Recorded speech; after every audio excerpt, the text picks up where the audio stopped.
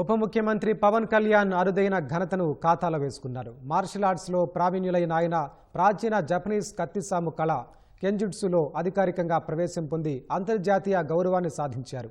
3 దశాబ్దాలకు పైగా సాగించిన సాధన, పరిశోధన, అంకిత భావానికి నిదర్శనంగా ఈ అరుదైన ప్రపంచ స్థాయి గుర్తింపు లభించింది.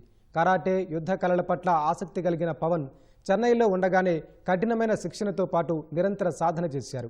శారీరక సాధనకే పరిమితం కాకుండా జపనీస్ సమురాయ్ మార్షల్ సాంప్రదాయాలపై లోతైన అధ్యయనం చేసి పరిశోధించి వాటిని అనుసరించారు. పలు సినిమాల్లో మార్షల్ కళలను తెరపై ప్రదర్శిస్తూ వాటికి విస్తృత గుర్తింపు, ప్రజాదరణ తీసుకొచ్చారు. జపాన్ సాంప్రదాయ యుద్ధ కళల్లో అత్యంత గౌరవనీయమైన సంస్థల్లో ఒకటైన సోగో బుడో కన్ రీకై నుంచి ఆయనకు 5th డాన్ పురస్కారం లభించింది.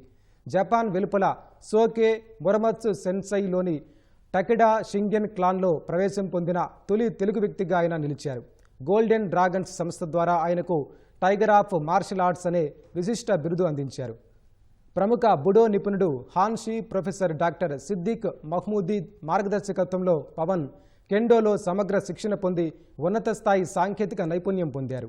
సినిమా, శాస్త్రీయ యుద్ధ కళలు, యుద్ధ తత్వశాస్త్రాలను అంతర్జాతీయ వేదికపై సమన్వయం చేయగలిగిన అతి కొద్దిమంది భారతీయ ప్రముఖుల్లో ఒకరిగా పవన్ కళ్యాణ్ ప్రత్యేక స్థానాన్ని సంపాదించుకున్నారు.